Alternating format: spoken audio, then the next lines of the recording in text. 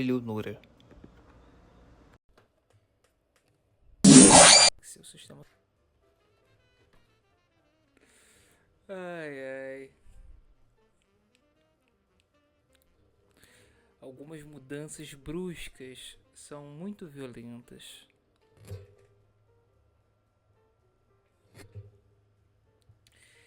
Eu achei mais prático comprar um óculos no camelô do que ficar toda hora tendo que ajeitar a luzinha.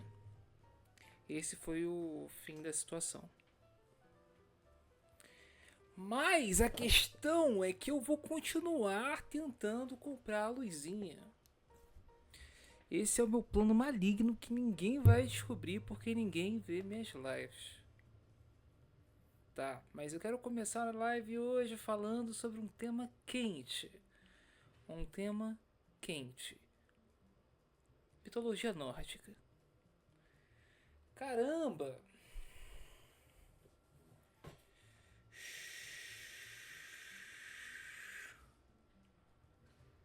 Caraca! Peguei o tubo, aí meti lá dentro. Eu não sei como é que é, tipo, eu sempre fico lá dentro, tá ligado? Nunca saí de um tubo.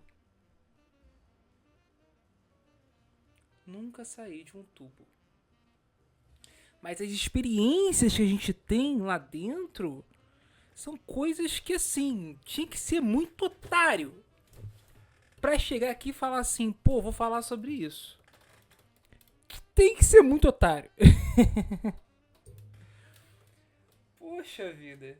É um desespero, gente, que vocês não têm noção. É... Mas aí a gente vai até a apologia nórdica, tá? Pra ver qual é essa parada aí com o pai de todos, né?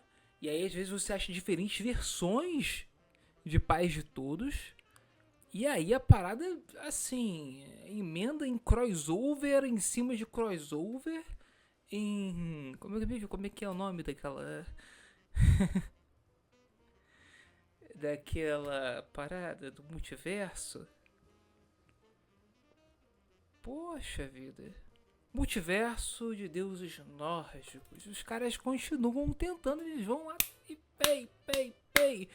Porra, a gente tá aqui, tipo assim, longe pra caraca, tá quente, mas tem gente humana aqui. Num sistema, num ambiente completamente diferente de onde veio essa religião.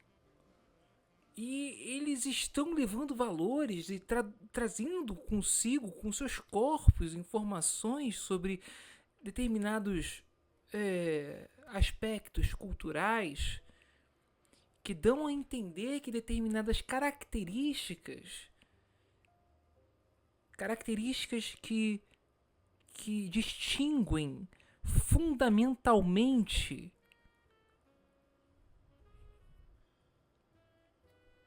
para dizer o mínimo.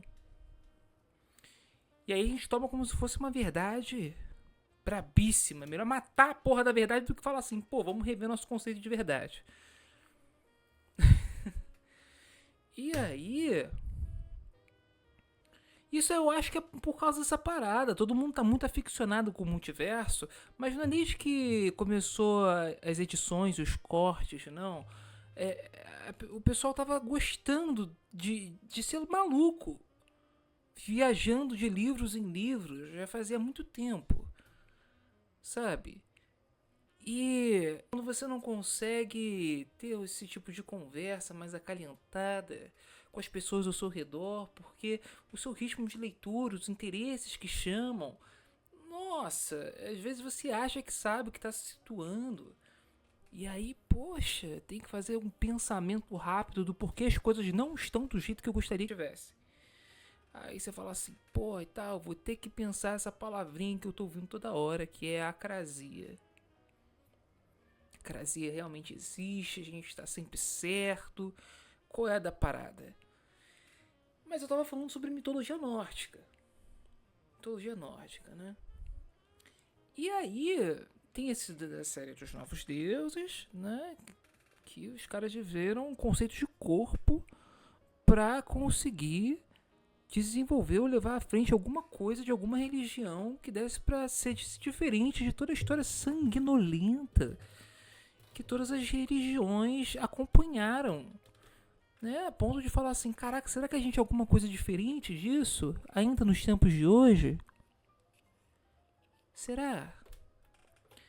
E aí, pô, eu sei lá, não sei mais se eu falo sobre tratado teológico político, sabe? Porque tava tão legal falar das ficções.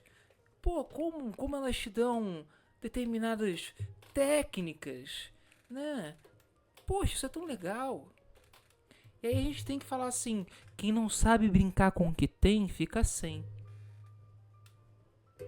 Algum chato vem e fala isso. Alguma chata vem e fala isso. Quem não sabe brincar com o que tem, fica sem. E aí você fala assim, pô, você tá falando o quê? Da vida? Pô, será que eu continuo existindo? Poxa vida. Acho que sim, peraí. Fazer que nem o Shiryu. Ou melhor, que nem o inimigo do Shiryu, que eu nem sei se eu vejo o próximo episódio.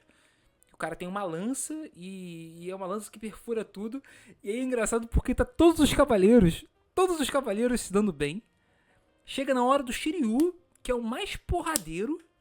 A confiança dele é tanta que a porra do negócio transpassa e ele continua como se não tivesse nada acontecido, sabe? E aí, assim, todos os outros cavaleiros marinas estavam sendo tirados pra nada. É porra nenhuma. Mas aí deixa eu te perguntar uma coisa. Se um dos cavaleiros morre numa porra dessa, aí vai falar, pô, nós estamos aqui e tal, por Atena.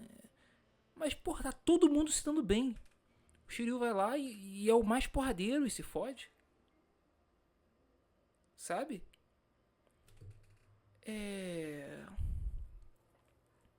Aí me deu a lembrada a vez que o Shiryu tava lutando contra o Máscara da Morte. Falando assim, você brincou com o que é mais sagrado pra mim. E qual é a parada? Será que ele pegou algum trauma, alguma resistência a entender que as pessoas são limitadas? Porque, tipo, a maneira como ele testava lá o oponente Marina, né? Depois de todas as batalhas sanguinolentas que ele tinha lutado, ele falou, ora, essa parada aí eu vou conseguir. Vou conseguir rachar sua lança no meio pra você ver que não é nada. Eu já usei a armadura do templo com todas as armas. Pô. Entende? Então, quando ele fala assim, poxa, você brincou com o que é de mais sagrado. É o que é de mais sagrado, meu amigo. Eu não quero saber, eu tô com uma raiva que só vai terminar quando você morrer. Foi isso que o Shiryu falou. E desde então, acho que começou, né? Falar assim, caraca, será que alguém me odeia dessa maneira? Se alguém me odiar dessa maneira, esse ódio vai ser válido a ponto de dizer que essa pessoa é ruim e eu sou bem? Ou essa pessoa vai ter um ódio maior do que o meu e aí ela vai ser boa e eu sou ruim?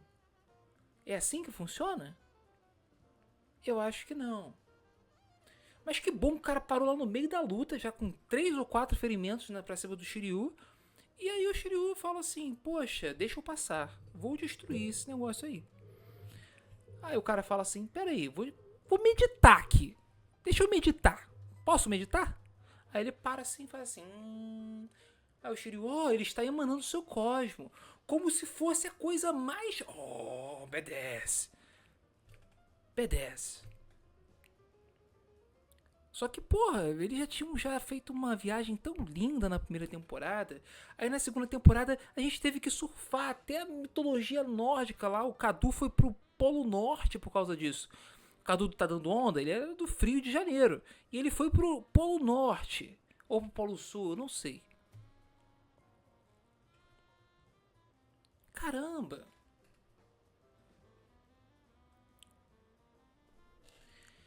E aí, Não estou, assim, adiantando que seja melhor as pessoas irem andando, assim, a pé pro Polo Norte ou nem pro Polo Sul, mas é, as coisas assim do lado de fora também tão horríveis, né? Se a gente for parar pra pensar aí, tipo, hoje em dia, hoje ainda eu vi alguma coisa de uma pessoa falando assim na rua de que era, sei lá, rua, é, falando assim, é uma conspiração e aí vai matar todo mundo e só fica o filé. Eu falo, caraca, cara, essa mulher tá vendo muito Cavaleiro do Zodíaco. Essa mulher tá vendo muito Cavaleiro do Zodíaco.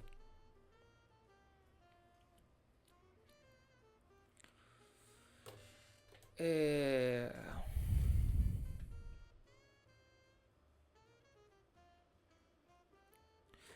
E aí...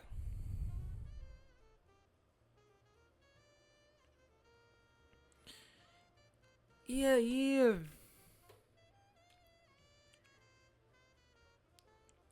E aí é complicado dizer, né? Porque a gente estava começando lá, bem no comecinho, falando sobre essa questão de não saber brincar com o que tem e ficar sem. Eu não acho que seja uma questão de prova que vai mudar o estatuto de uma brincadeira, né? O provar pra você que eu não estou brincando. Seria alguma coisa mais ou menos parecido assim, com eu vou lhe ensinar alguma. Você tem que saber como é que é. Você vai aprender isso. Eu vou te ensinar essa lição. É. E aí eu acho que é aquela coisa da moral e também um pouquinho da naturalista cristã que fala assim, poxa, é política é basicamente você ficar plantando armadilha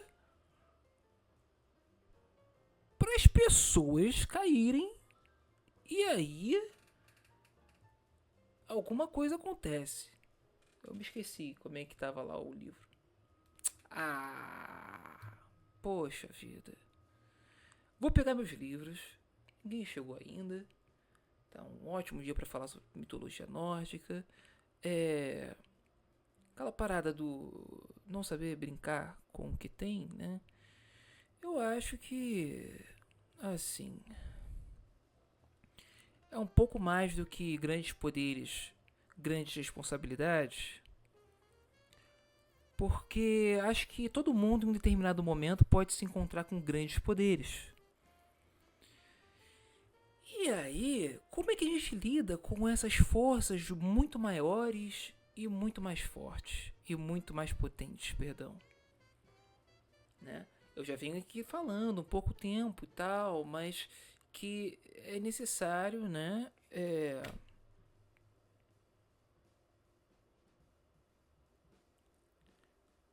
Mais do que esse clima de festa, né? Tá bom. É... Bom, eu acho, né, indo por um outro caminho, que existe uma coisa muito parecida acontecendo na história dos magos. E isso é elementar. É muito interessante para mim no seguinte aspecto, tá? Eu tô lá como cidadão, né, interagindo com as pessoas. Aí eu converso com as pessoas, dou bom dia, boa tarde, boa noite, né? E aí, é, eu começo a contar histórias para as pessoas que tem a ver com os mitos, né? E aí, eu não conto essas histórias assim, tipo assim, oi, tudo bem, fulano? Eu poderia te contar uma história, eu gostaria que você dormisse. Eu poderia, eu poderia chegar e falar assim, é, então, filhote, papai não pode ler essa história agora para você, porque eu tenho que ler algo mais importante para a minha história, para a nossa história.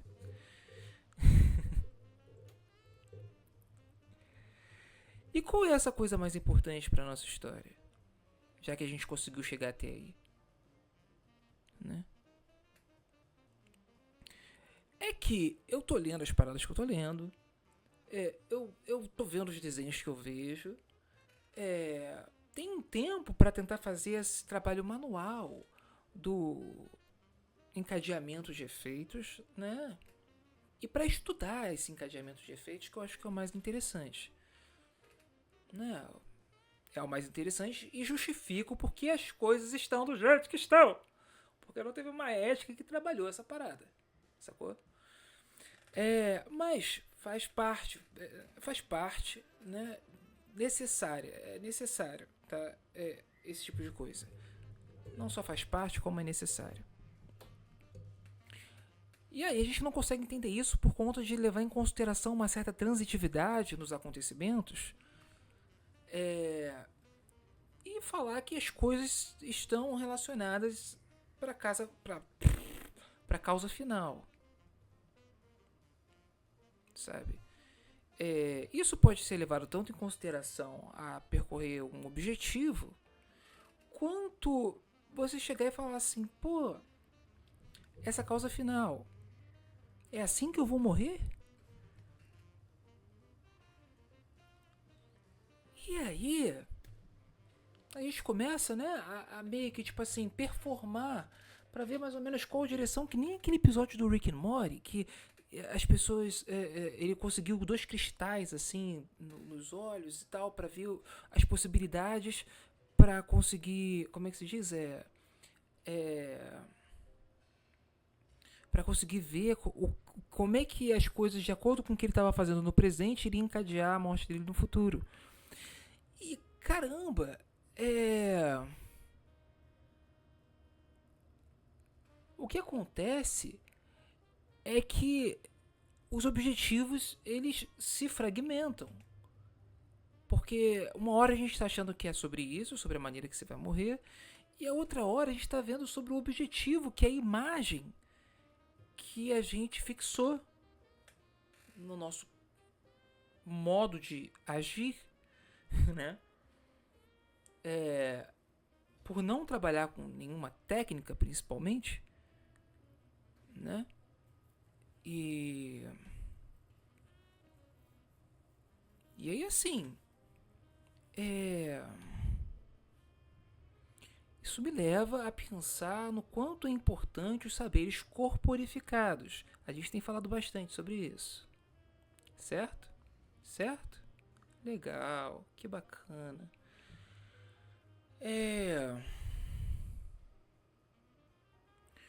Mas aí você sabe que tem mais estruturas do que esses encadeamentos de efeitos e as análises feitas sobre esses encadeamentos de efeitos. Tem estruturas que fazem com que não seja uma estrutura simples, mas uma estrutura complexa. E aí você fala, pronto, perfeito. Agora, as imagens que estão fixadas, né, da luta, quer dizer, perdão, as imagens que estão fixadas da morte no final, eu coloco, faço uma decantaçãozinha, sei lá, e aí as coisas que falam assim, pô, essas coisas aqui que são as coisas que eu realmente quero, que realmente valem a pena, né?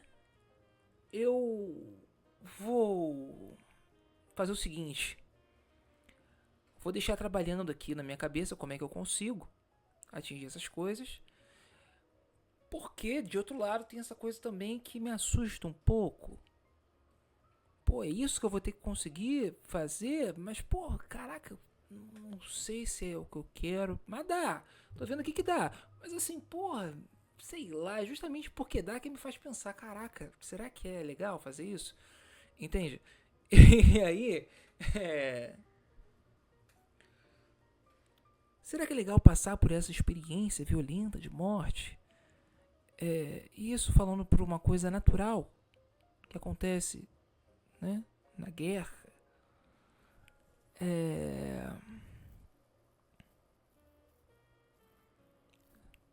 Isso parece ser uma boa questão, né? Mas parece também que está querendo fugir um pouco desse assunto de tipo grandes poderes, grandes responsabilidades. E eu falo, pô, então é só a gente voltar lá nessa questão dos grandes poderes e grandes responsabilidades, ou a gente faz o seguinte, realmente deixa um cantinho de composição complexa que seja, é, para fixar essas imagens da morte, e a outra para fixar essas coisas que são, acho que tudo dando certinho vai dar certo, e aí que maravilha, valeu a pena viver, tá? A gente já entendido que grandes poderes, grandes responsabilidades é uma questão de multiplicidade de potência, né? É, de pessoas que se comprometem com a narrativa que estão montando, seja lá qual for o modo de montar, tá bom? Ah, e aí eu já tinha falado que os surfistas estavam fazendo essa brincadeira, né? Bom,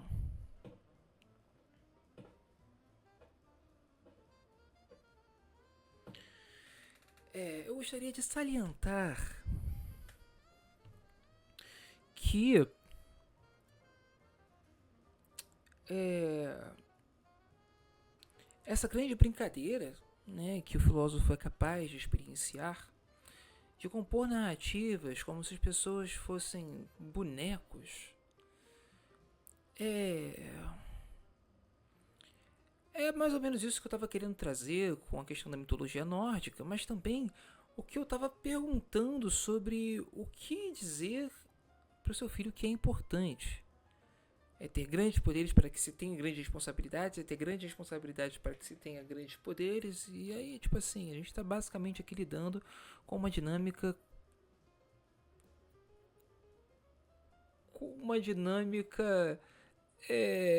constrangedora, tá? É, mas a questão é que é necessário isso, é necessário, tá? É necessário que se articulem ideias de maneira que a gente tenha nossas linhas de fuga, a gente tenha nossa segmentaridade, nossa molaridade, né? Eu particularmente gosto de falar das complexidades da constituição causal, ou então da complexidade do estatuto causal. Estatuto, cara, estatuto causal. Eu gosto muito de conversar sobre isso. É, já faz um tempo que eu não consigo estudar exatamente sobre isso porque é realmente complexo. Mas ao mesmo tempo eu vejo isso em vários lugares. Vejo isso em vários lugares, tá bem? Então, é.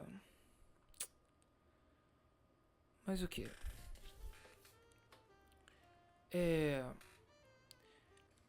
Dentro dessa pergunta, né, das grandes responsabilidades, dos grandes poderes e também, né, do que dizer que vale a pena, né, pro seu filho.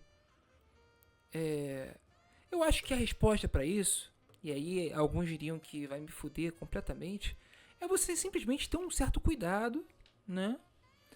E aí, cuidado para o seguinte, conseguir se responsabilizar com as próprias narrativas, né? Conseguir se responsabilizar pelas próprias confusões, conseguir se responsabilizar. É, aí, sei lá, a gente pode começar a colocar um monte de princípios aí, sabe? Mas a questão é que as relações, eu acho que elas deixam muito mais explícitas qualquer tipo de análise do que qualquer tipo de princípio que tenha como um ideal salvar a todos, sabe? E aí é que tá. Eu acho que todos podem ser salvos, mas não para depois da vida, sabe? E então, dinâmicas completamente diferentes que eu estou experienciando nas salas de aula, como aluno, hoje eu posso dizer que atravessam essa transitividade de uma maneira tão harmoniosa que tudo parece fruto de demonstrações geométricas, sabe? E e aí, é,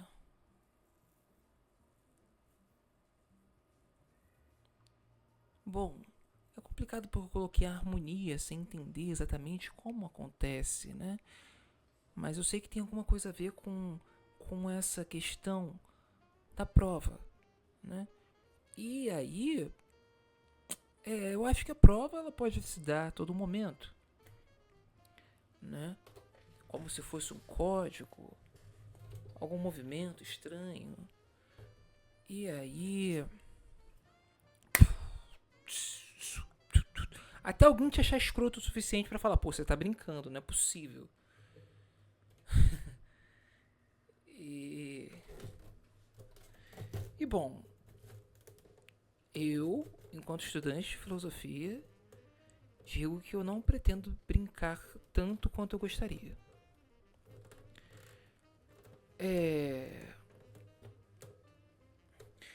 então, eu acho que também ficar tentando se preocupar em entender esse fluxo de narrativas que atravessam a gente dessa maneira de, pô, pensar para que o multiverso eu vou saltar, poderia muito bem ser invertida ou subvertida, perdão, é,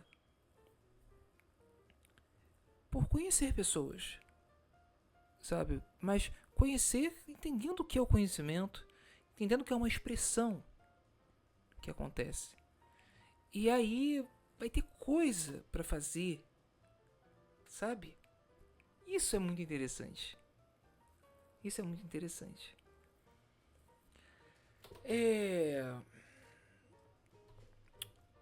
Agora sim, né, cara? É muito estranho também pra gente que estuda filosofia se colocar essa disposição, porque aí também a gente expõe pra gente a nossa, a nossa limitação,